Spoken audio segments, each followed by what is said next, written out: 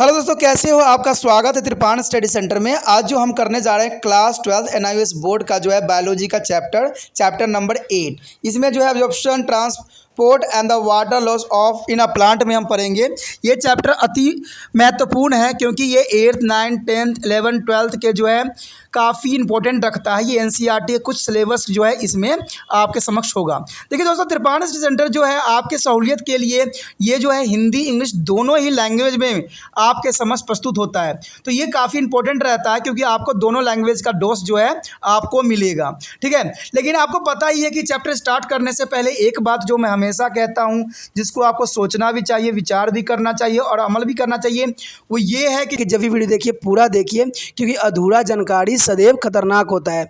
साथ में एक इंपॉर्टेंट बात ये भी रहता है, अगर आप पहली बार वीडियो देख रहे हो तो लाइक शेयर सब्सक्राइब करना मत भूलना। देखिए दोस्तों, लाइक कीजिएगा तो बनाने वाले का जो है प्रोत्साहन बढ़ता है और आपके लिए अच्छा से अच्छा करने की कोशिश करता है। ठीक है, सब्सक्राइब करना आपके हित में है। इसका कारण ये है कि अगर आप सब्सक्राइब करके रखोगे तभी जो है मेरा वीडियो का नोटिफिकेशन मिलेगा। और आपको पता है कि मैं हर क्लास का जो है सब्जेक्ट डालता ही रहता हूँ समय समय पे। तो अगर सब्सक्राइब करके नहीं रखिएगा तो शायद उस वीडियो से आप अनभिज्ञ रह जाइएगा, यानी वो आपको प्राप्त नहीं होगा और आप उसका नॉलेज नहीं ले पाइएगा। साथ में जो अगर आप शेयर करते हो तो शेयर करना एक जग कल्याण के समान माना जाता है। इससे ये होता है कि मान लीजिए कोई जो है बच्चा जो है मेरी वीडियो को उसकी ज़रूरत थी और आपके थ्रू वो वीडियो उसको पास पहुंचा है, तो वो सदैव ही आपका धन्यवादी रहेगा और सदैव ही आपका जो है शुक्रिया अदा करेगा कि तुम्हारे कारण मुझे जो है वीडियो प्राप्त हुआ। तो दोस्तों, आपको पता ही होगा कि त्रिपाण स्टडी सेंटर सिर्फ एक क्लास के लिए ही अग्रसर नहीं है, ये कई क्लासों के लिए अग्रसर है।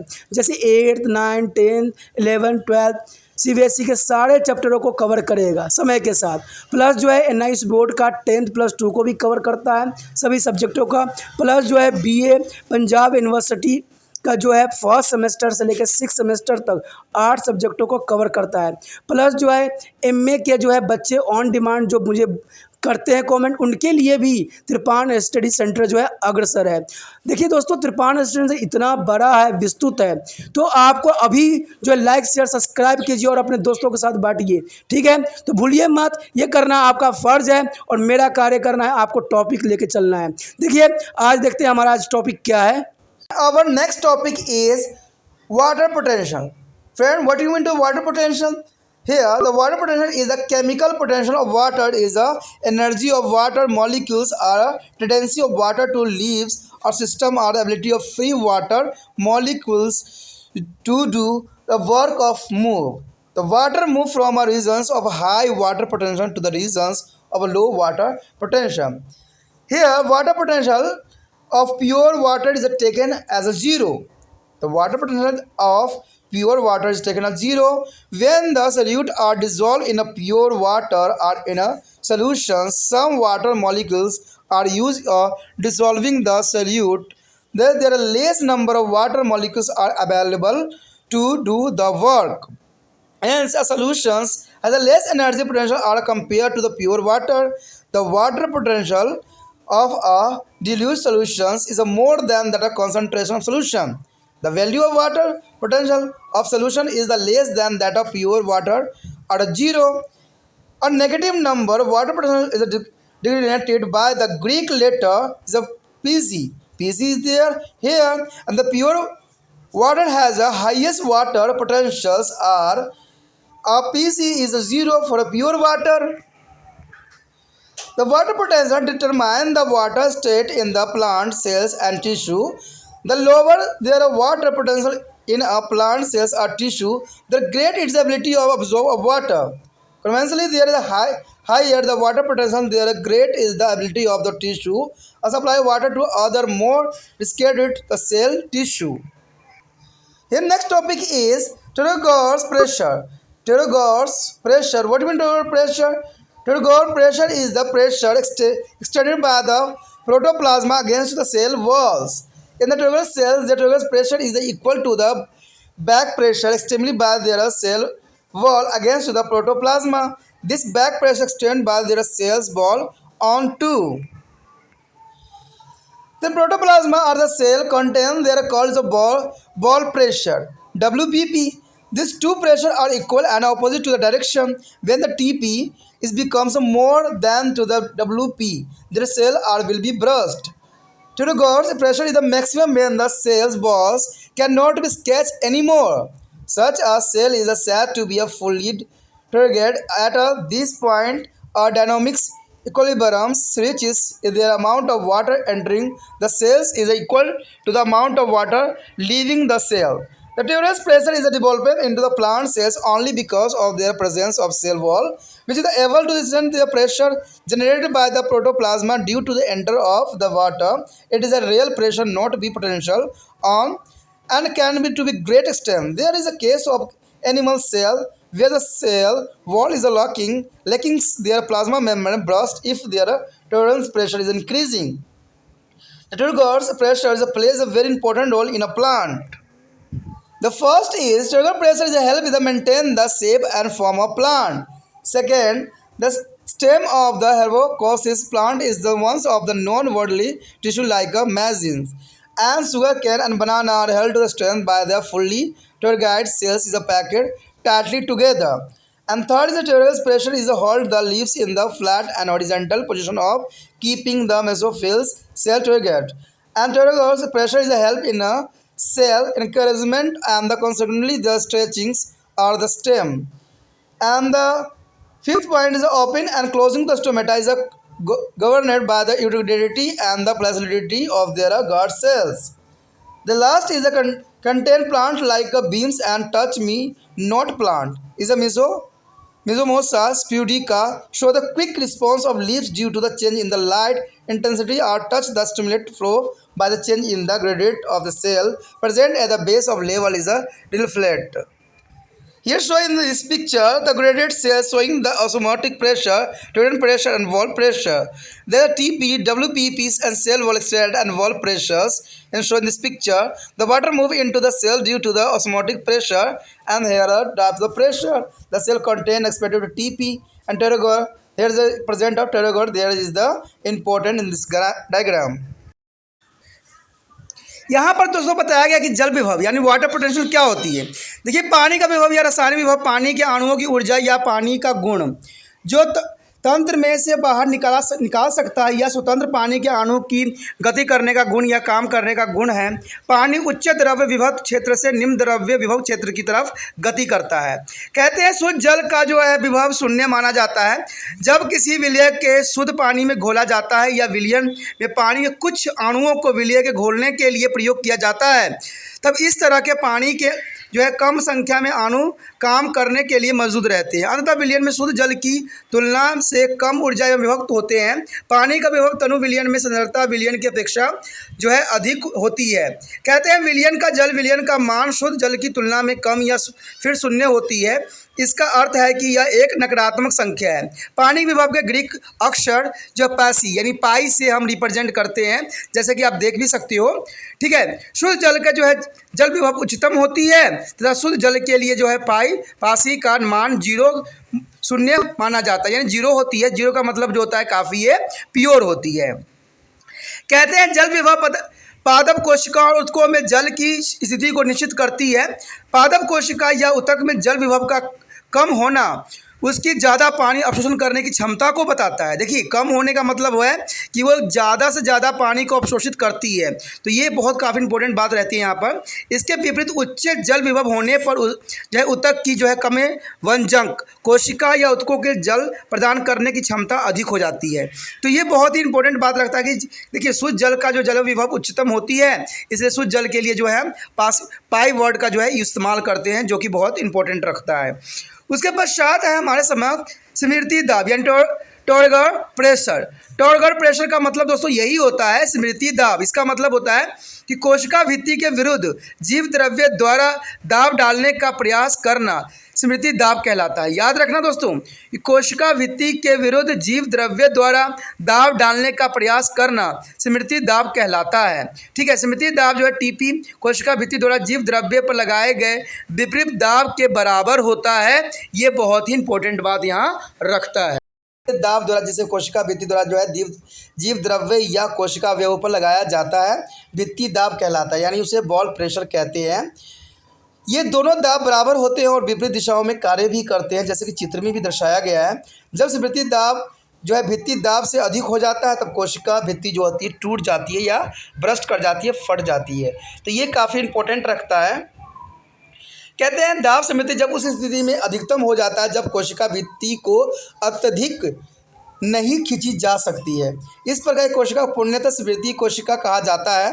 किसी बिंदु पर यह सक्रिय समय व्यवस्था में पहुंच जाता है। इसका अर्थ यह है कि कोशिका में प्रवेश करने वाले पानी की मात्रा कोशिका में से छोड़े गए पानी की मात्रा के बराबर हो जाता है। यानी केवल जो है पादप कोशिका में ही स्मृति दाब उत्पन्न होती है, क्योंकि इसमें कोशिका भित्ति मौजूद होती है जो जल के प्रवेश करने के कारण जीव द्रव्य द्वारा जनित दाब का विरोध करने में सक्षम होता है। यह वास्तव में एक दाब है, न कि विभव है, और किसी भी हद तक हो सकती है। यदि स्मृति दाब अत्यधिक बढ़ जाए तो जंतु कोशिका में जो है प्लाज्मा झिल्ली फट जाती है, क्योंकि इसमें कोशिका भित्ति नहीं होती है। कहते हैं कि इसमें पादप स्मृति दाब एक महत्वपूर्ण भूमिका भी अदा करती है। इसकी कौन कौन सी भूमिका अदा करती है जो कि इसको बहुत ही इम्पोर्टेंट और ख़ास बनाती है। कहते हैं पौधे के आकार तथा प्रकार की स्थिति बनाए रखने में जो है स्मृति दाब एक महत्वपूर्ण योगदान देती है। सक्रिय पौधे और अकष्टकीय पौधे तने से जैसे कि मक्का, गन्ना और केला आदि में सीधे खड़े हो रहने के लिए पूर्णतः स्मृति वाली जो है कोशिका शक्ति से एक साथ बंधी रहती है, काफ़ी इसको मजबूती प्रदान करती है। स्मृति दाब पत्तियों को चपटे और स्वायत्त अवस्था में रखने के लिए जो है उनमें पाई जाने वाली मेसोफिल कोशिकाओं की स्मृति बनाए रखने के लिए काफ़ी इम्पोर्टेंट योगदान देता है।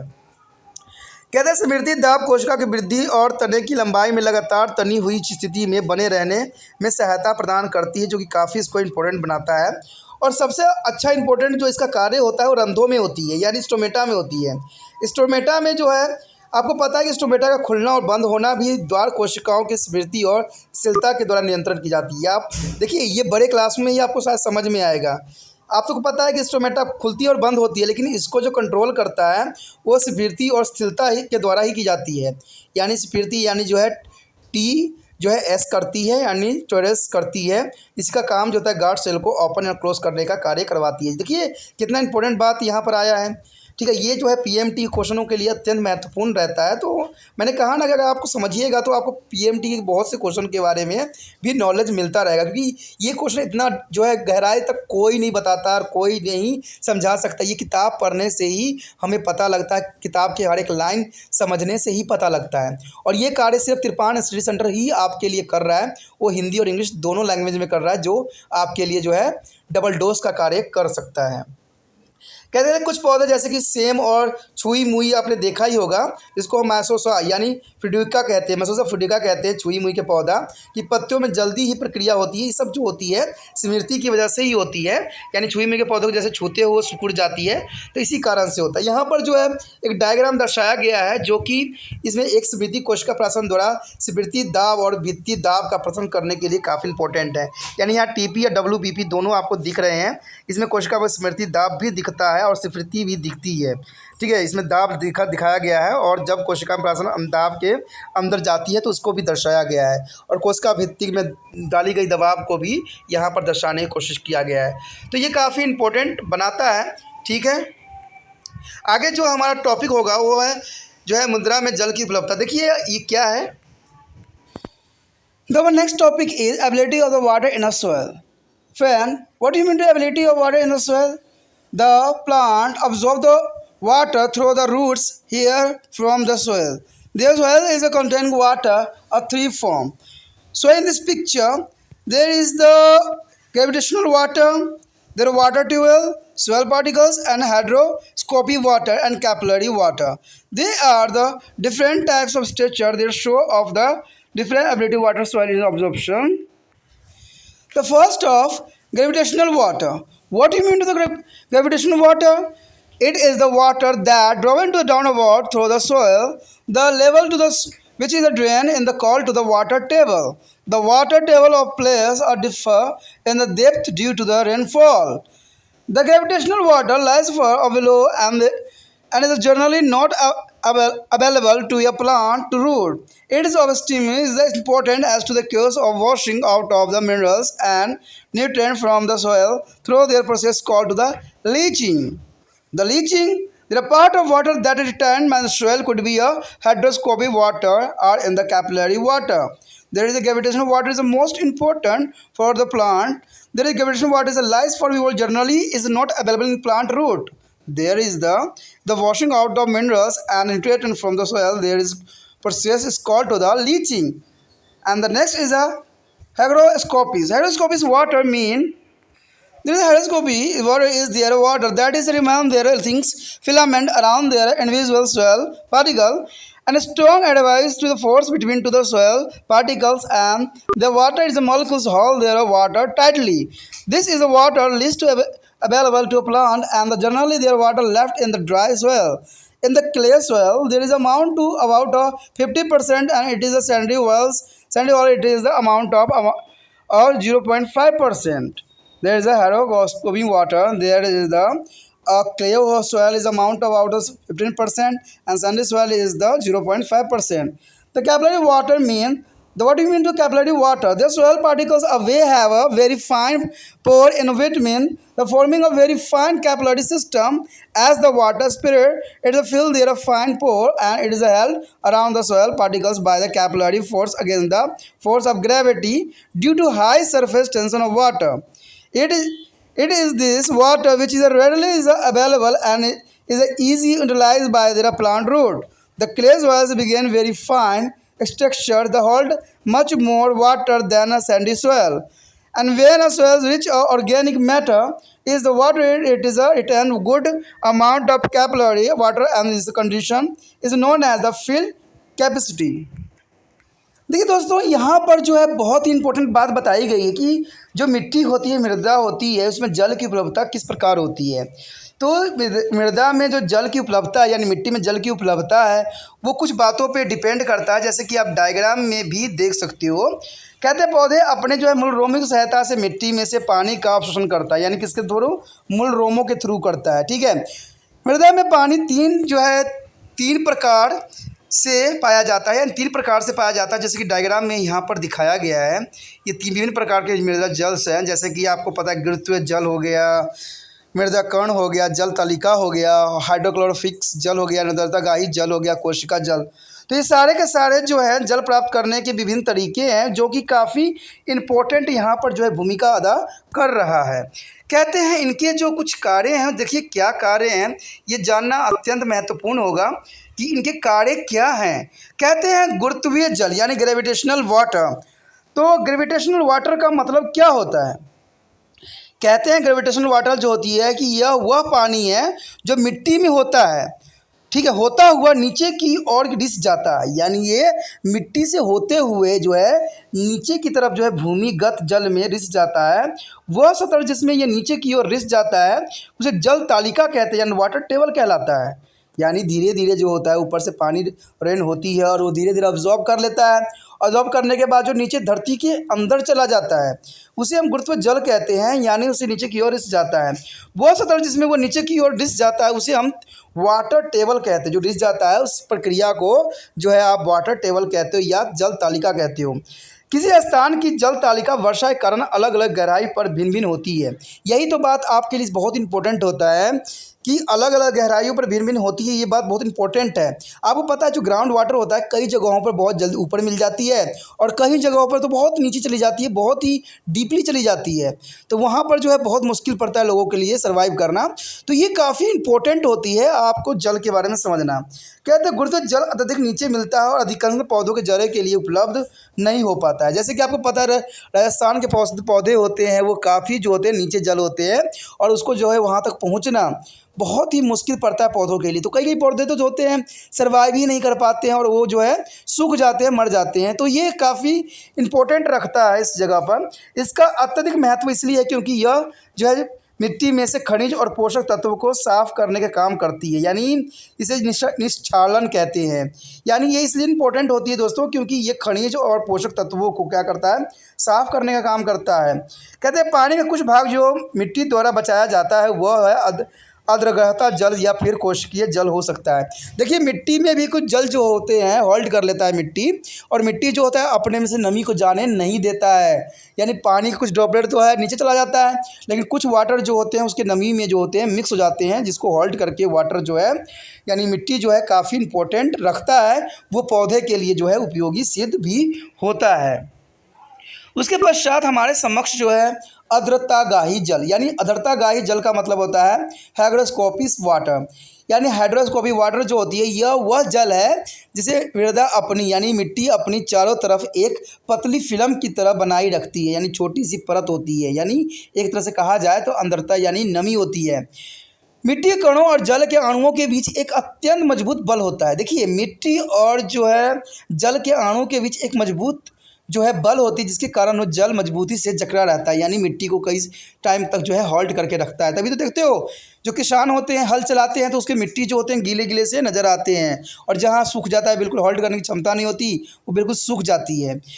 यह वह पानी है जो पौधे के लिए बहुत कम मात्रा में उपलब्ध होता है, और सामान्यतः यह पानी खत्म होने पर मिट्टी सूख जाती है। यही पानी जब सूख जाता है तो मिट्टी सूखी हुई नज़र आती है।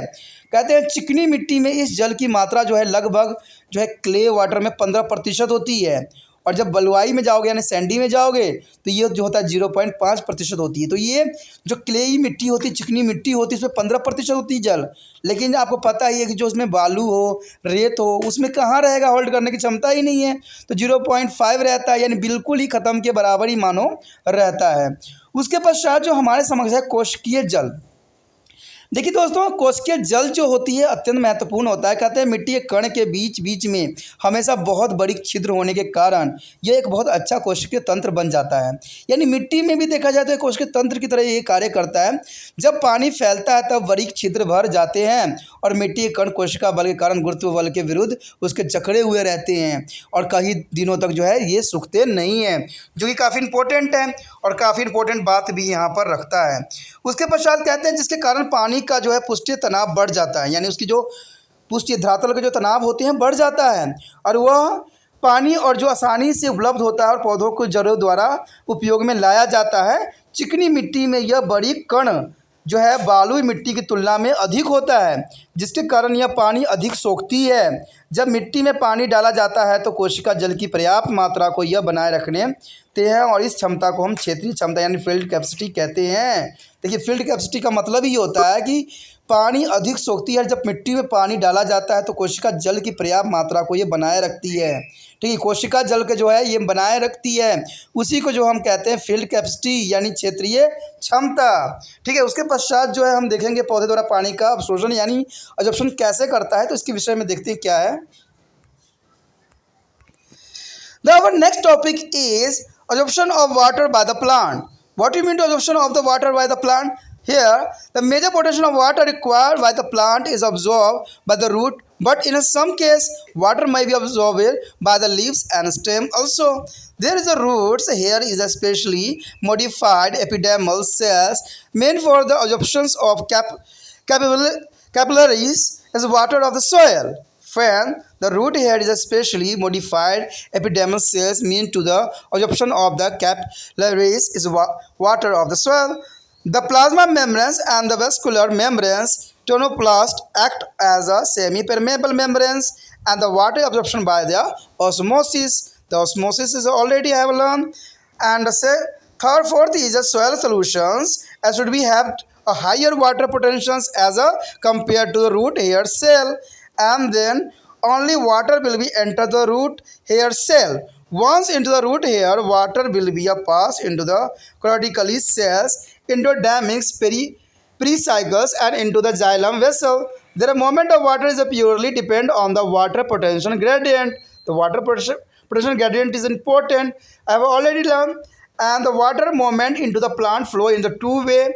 The water movement into plant flow the two simply pathway. This is a Samphoplast and the Apoplast. Samphoplast and Apoplast is given there a figure. The next topic is the cytoplasma of the entire plant is connected through their plasmodemata, which are their protoplasmic stain forming a Samphoplast system. The water movement through their cell take this is a sympathetic pathway by the osmosis. and their osmosis, the cell walls and the intercellular space for the apoplast pathway, which allow water movement inside the plant by the phenomena of capillarity and their absorptions. And there is the next point is the water absorption through their root is a transfer to the radically tubular xylem from where is reached to all the other part of plant. Bodies are vertically conductions of the water through the xylem vessels and show in the picture. Friend, here show in the various pathway water movement. There is a first vasculus and second is cell walls. The cell walls is joined to the plasmodemata and cytoplasma also and thermoplastia. There is a show in this picture diagram. There is the first arrow is alphaplastic pathway and second is a samploplast pathway. There is a dark and third is a lightly is a vascular pathway. The various pathway water movement in a plant. The next diagram is the most important. There are upper epidermis, mesophils, and lower epidermis, air cavity, water vascular stomata.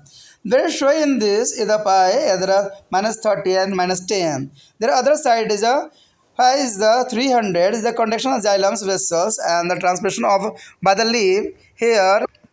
The diagram to show the absorption of water by this root here. It is radically transported to the cortex and the upward transporter leaves through the xylem. And the here is important. The soil particles, root hairs, epimia, cortex, endodermis, and xylem vascular pericycle. They here. The important show on this pathway of xylem and cortex the upward transport of the leaves through their xylem.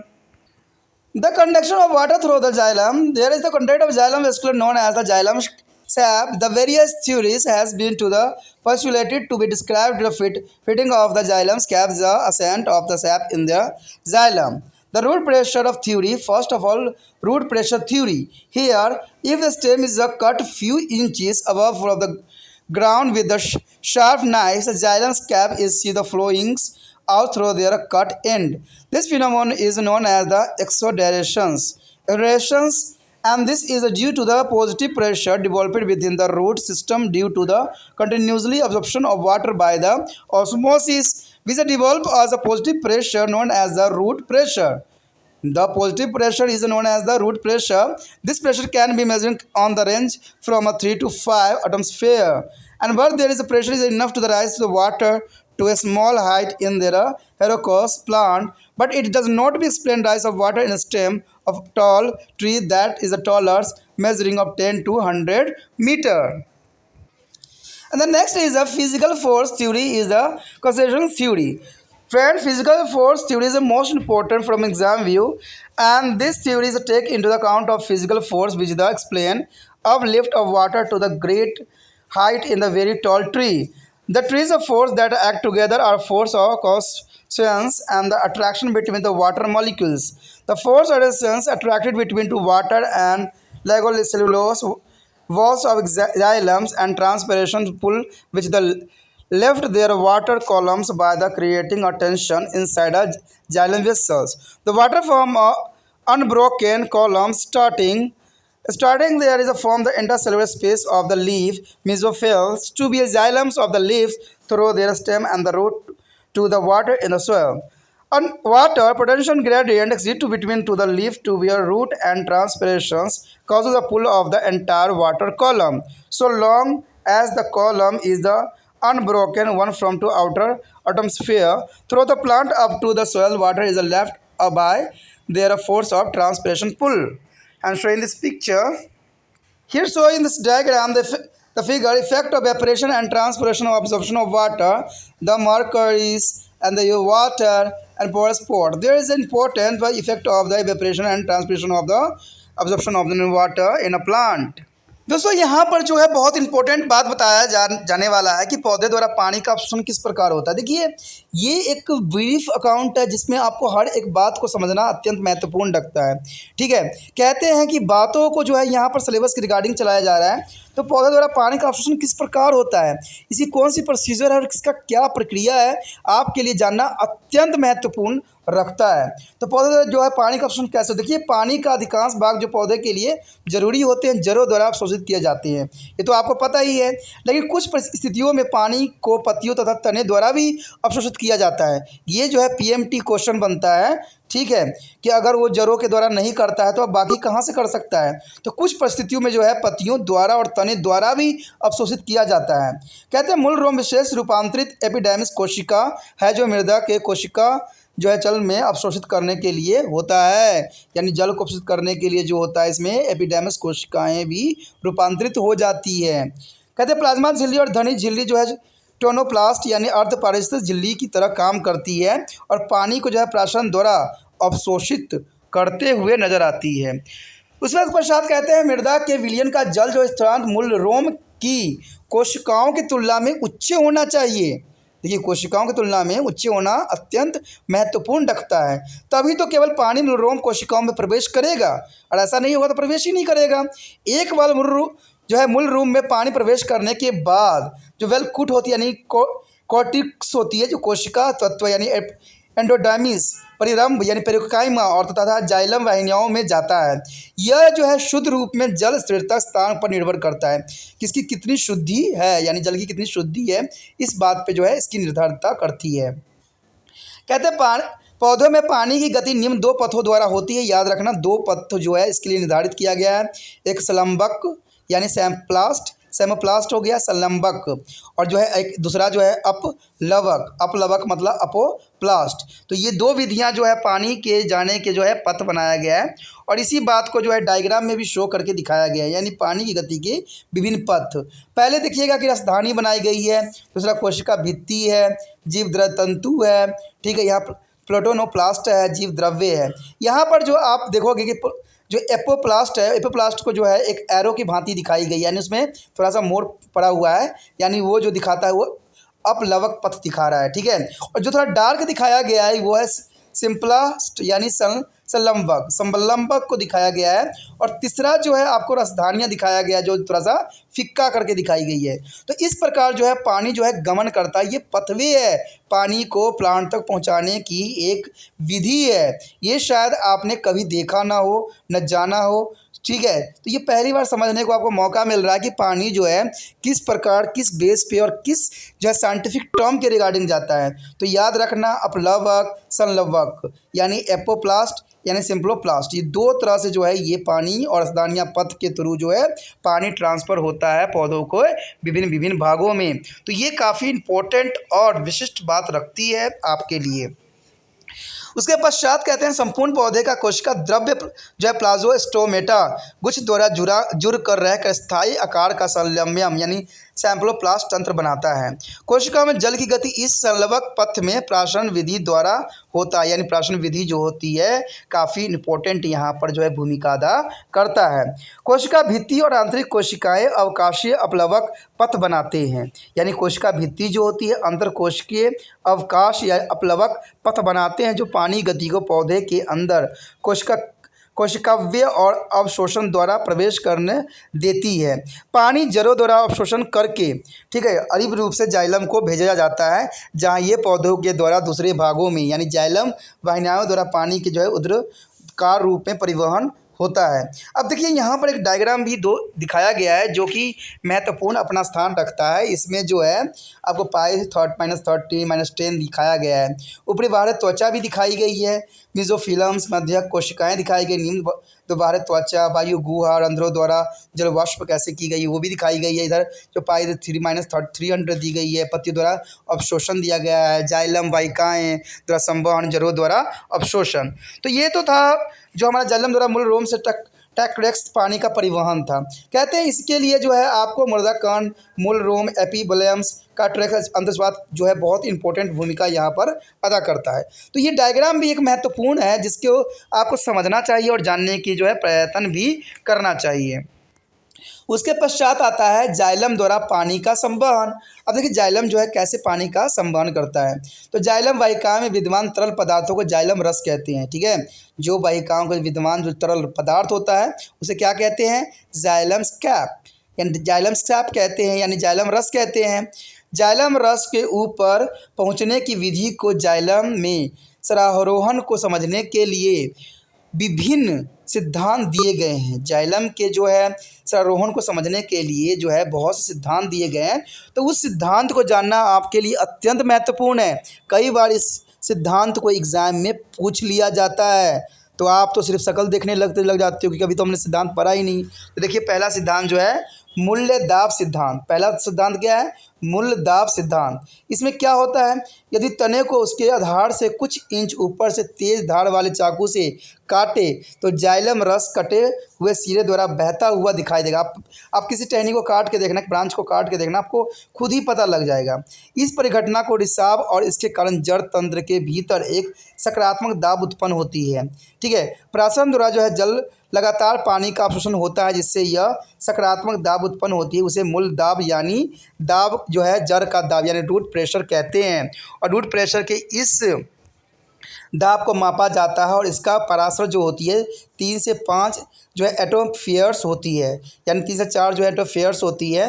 लेकिन इस दाब द्वारा जो है छोटी ऊंचाई वाले शकीय पौधे में पानी पर्याप्त मात्रा में पहुंच जाता है। तो इसी को हम कहते हैं दाब प्रेशर सिद्धांत। समझ में आया दाब प्रेशर सिद्धांत क्या है? उसके पश्चात जो अगला मेथड दी गई है वो है भौतिक बल सिद्धांत, यानी फिजिकल जो है थ्योरी मेथड दी गई है, फिजिकल फोर्स मेथड दी गई है, जो बहुत इंपॉर्टेंट है। इसको हम संयोजन सिद्धांत भी कहते हैं, संयोजन सिद्धांत यानी भौतिक बल सिद्धांत या संयोजन सिद्धांत के नाम से भी जानते हैं। कहते हैं यह मत भौतिक बल के आधार पर लिया गया था जो कि बहुत लंबे पेड़ों के लिए कार्य करता है। ये देखिए याद रखना, ये बड़े बड़े लंबे लंबे पेड़ों के लिए ये कार्य करते हैं और ये बहुत ऊंचा तक भी पानी पहुंचाता है, यानी इसके जो है कैपेसिटी बहुत ऊंचा तक पहुंचाता है बड़े बड़े पौधों में। जैसे भौतिक से कौन सिद्धांत कहते हैं?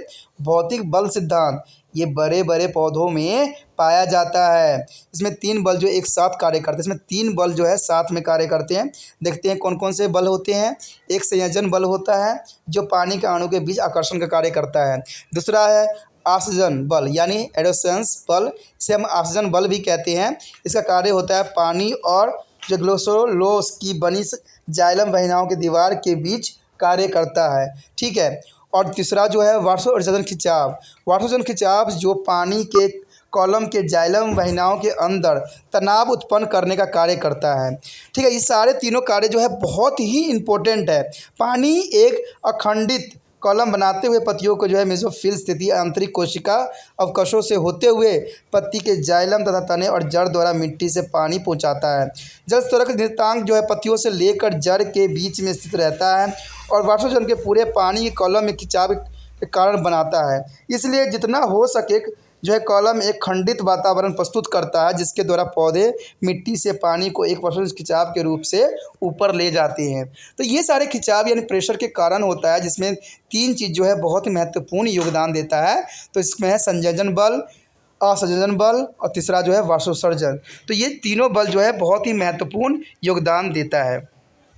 यहाँ पर जो है आपको डायग्राम दिखाया गया जिसमें वशीकरण दिखाया गया, वाष्पोत्सर्जन दिखाया गया, संदर्भास्त्र दिखाया गया, जल और पारा दिखाई गई है।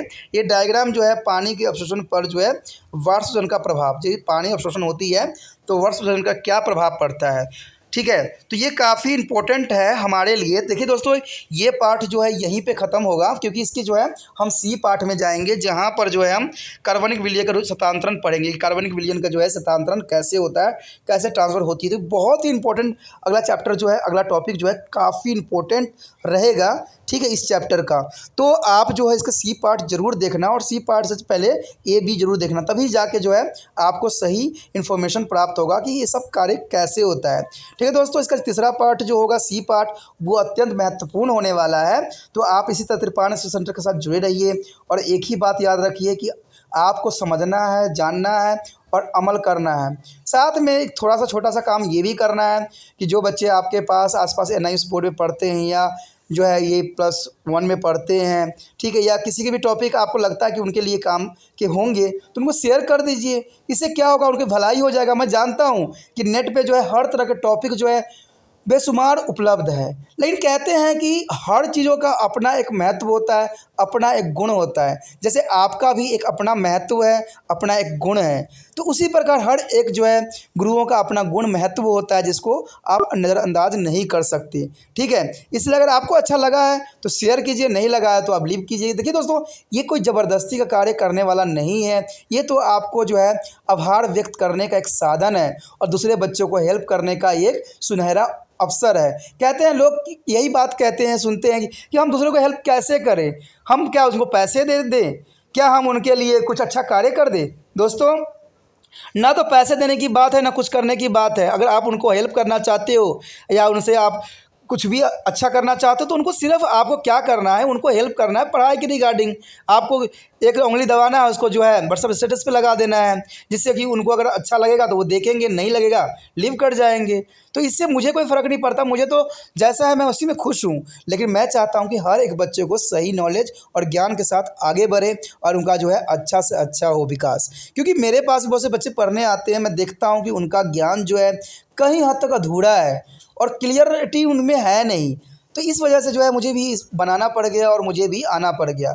चलिए, ये तो था मेरे लिए बातें जो समझाना आपके लिए ज़रूरी था। देखिए दोस्तों, तो एक ही बात याद रखना, समझना है और अच्छा करना है और त्रिपाण स्टडी सेंटर को आगे बढ़ाना है। इसी उद्देश्य के साथ जो है त्रिपाण स्टडी सेंटर आपसे जो है सी पार्ट में मुलाकात होगी। इसी के साथ जो है दोस्तों हमारा टॉपिक आज खत्म हो रहा है। ठीक है, अगर आपको अच्छा लगा तो लाइक शेयर सब्सक्राइब जरूर कीजिए। अगर पहली बार अगर आप वीडियो देख रहे हो, पहली बार मेरे चैनल पे आए हो, तो सब्सक्राइब करना आपका फ़र्ज़ बन जाता है। सब्सक्राइब करने से ये होगा कि जो भी मैं आप क्लास के रिगार्डिंग कोई भी वीडियो डालूंगा उसका नोटिफिकेशन जो है समय समय पर आपको प्राप्त होता रहेगा। अगर सब्सक्राइब नहीं कीजिएगा, अगर आप दोबारा से त्रिपाण स्टडी सेंटर पर आने की कोशिश कीजिएगा तो वहाँ पर आप त्रिपाण लिखिएगा तो जो है वो त्रिपस कर देगा। ठीक है, जो आप गूगल पर सर्च करेंगे वो त्रिपस कर देगा, जिससे वजह से आप जो है मेरे वीडियो का जो है फ़ायदा नहीं उठा पाओगे। तो सोचिए मत, विचार मत कीजिए, सब्सक्राइब कीजिए। आप सोचते होइएगा कि मेरे जो एग्ज़ाम खत्म हो जाने के मेरा क्या ज़रूरत है त्रिपाण स्टडी सेंटर से। ठीक है, तो इसलिए सब्सक्राइब नहीं करने का सोचिएगा। लेकिन दोस्तों ऐसा नहीं है, त्रिपाण स्टडी सेंटर जो है बहुत हेल्पफुल है। क्योंकि ये जो है आपके 8th class 9th 10th 11th 12th जो आर्ट्स के सब्जेक्ट को कवर करता ही है, प्लस जो है ये NIC बोर्ड के जो है 10th प्लस 2 को भी कवर करता है। साथ में BA जो है फर्स्ट ईयर से लेकर 6 सेमेस्टर तक बच्चों के लिए ये अग्रसर रहेगा आर्ट्स सब्जेक्ट में। तो सोचिए नहीं, विचार नहीं कीजिए, काफ़ी जो है त्रिपाण स्टडी सेंटर का फ़ायदा ही फ़ायदा है। ठीक है, अगर आप मुझे प्रोत्साहित करोगे तो आपके लिए मैं तरह तरह के वीडियो बनाऊंगा जो आपको फ़ायदा पहुंचाएगा। एग्ज़ाम के तौर पे मैं आपको जो है पेपर भी आपको सोल्यूशन करके दिखाऊंगा जो आपके लिए फ़ायदेमंद रहेगा।